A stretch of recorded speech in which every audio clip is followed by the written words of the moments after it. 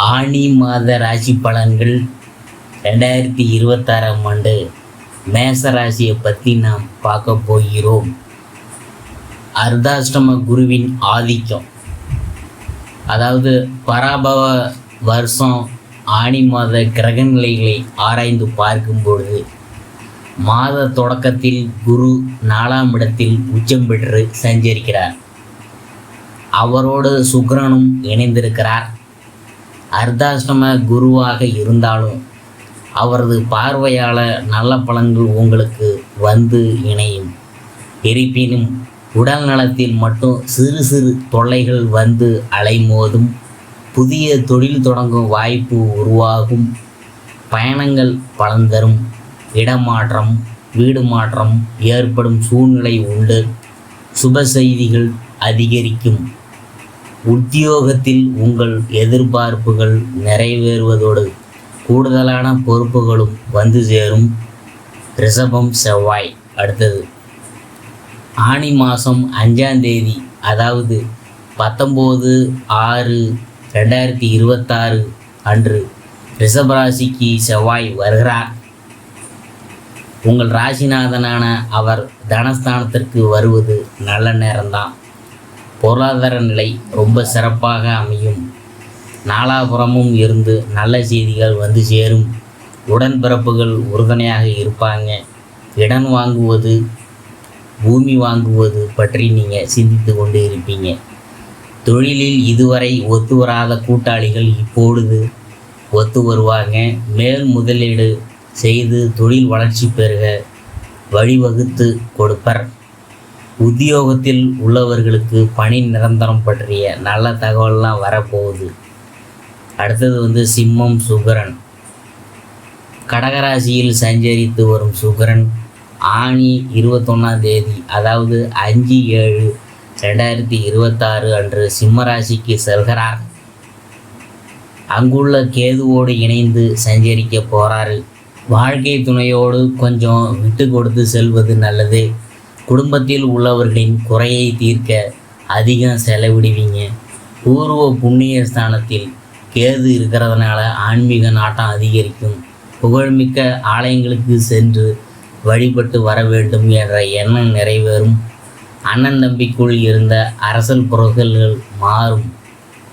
பாகப்பிரிவினைகள் சுமூகமாக முடிய வழி பிறக்கும். பூர்வீக சொத்துக்களை பெறுவீங்க.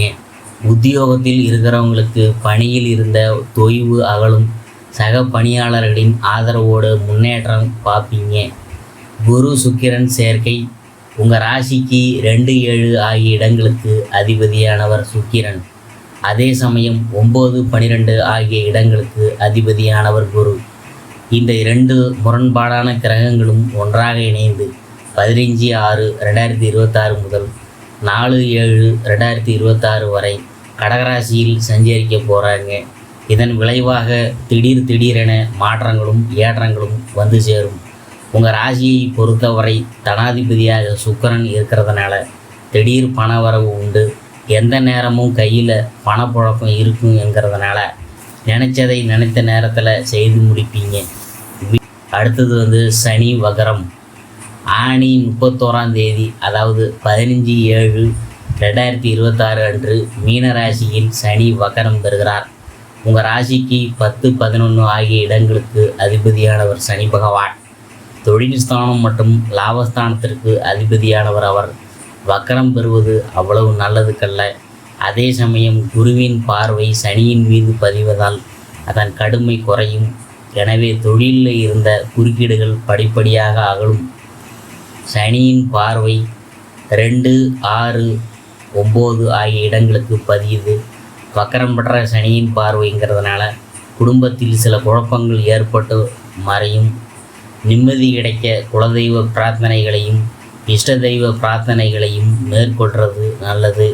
உத்தியோகத்தில் ஊதிய உயர்வும் பதவி உயர்வும் எதிர்பாராத விதத்தில் வந்து சேரும். அதே சமயம் பெற்றோர் வழியில் கொஞ்சம் ஆதரவு குறையலாம். வியாபாரம் மற்றும் தொழில் செய்கிறவங்க விழிப்புணர்வோடு இருக்க வேண்டிய நேரம் இது.